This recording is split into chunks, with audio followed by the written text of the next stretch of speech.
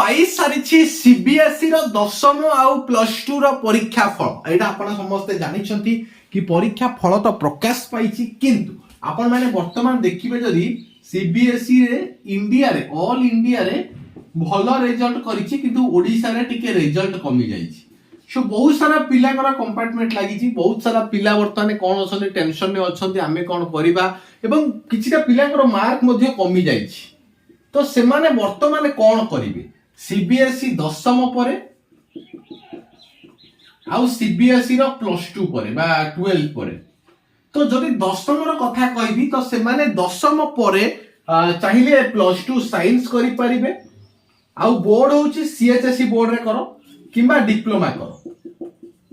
तो एटा तुमको फायदा कोन हबो केना सीबीएसई थारु सीएचएसई होची बढ़िया बोर्ड एटा आपण माने मध्ये जानि चंती एवं जदि मो पैटर्न कथा कहबी तांको मध्ये सुभाय सीबीएसई पिलांको केना एटा तो सीएचएसई ले इंग्लिश टू इंग्लिश मिली जिवो बहुत बढ़िया रहिबो ता सहित तांकर दशम नवम अष्टम बा 8 9 10th रे जो सब विषय थिला प्लस 2 फर्स्ट ईयर और सेकंड ईयर रे सीएचएसई रो बा 11 12 रे से विषय रिलेटेड अछि जोडा कि तांको बहुत हेल्पफुल हेबो तो आपण माने चाहिले सीबीएसई दशम परे आपण चाहिले प्लस 2 साइंस रे एडमिशन करि परिबे प्लस 2 साइंस पुनी कोन सीएचएसई बोर्ड रे आपण करंतु आपण को बहुत बेनिफिट्स हबो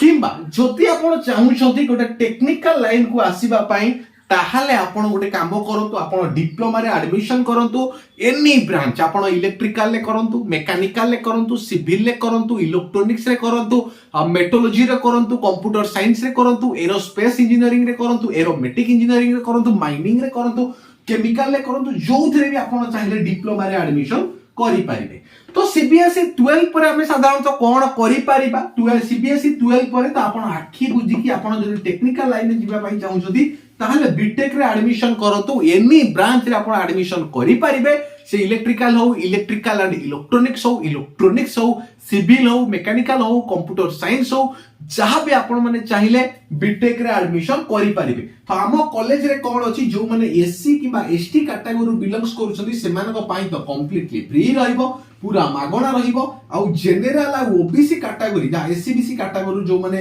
बिलोंग्स करूछथि तो सेमानक पाई लेस प्राइस अछि बहुत कम पैसा आ एससी एसटी पिला मानक पाई फ्री अछि सो एठी आपण मानको ग्यारंटी आ 100% रो जॉब मिलिबो प्लेसमेंट ग्यारंटी 100% जॉब मिलिबो समस्त को जॉब मिलिबो बहुत कम पैसा अछि तो जे आपण माने मते ए नंबर रे कांटेक्ट करि परिबे 7894928042 ए नंबर रे आपण कांटेक्ट करंतु कांटेक्ट करी कि जदी आपण माने चाहू छथि कि प्लस 2 साइंस करिबा पई सीएचएसई रे आपण माने मते कांटेक्ट करि परिबे हम कॉलेज रे अछि प्लस 2 साइंस जदी आपण माने करू छथि आपण मानकू नीट पई जेई पई ओयूटी पई एवं ओजेई पई आपण मानकर फ्री रे प्रिपरेशन करा जाउछि कॉलेज रे हमरो ए सुविधा आपन को पाई परिबे जदी आपण डिप्लोमा करू छथि ताले जे कोनोसी ब्रांच आपण नै परिबे आ 100% रो प्लेसमेंट आपण को मिलिबो एससी आ एसटी कैटेगरी पिला माने को पाई पूरा मागणा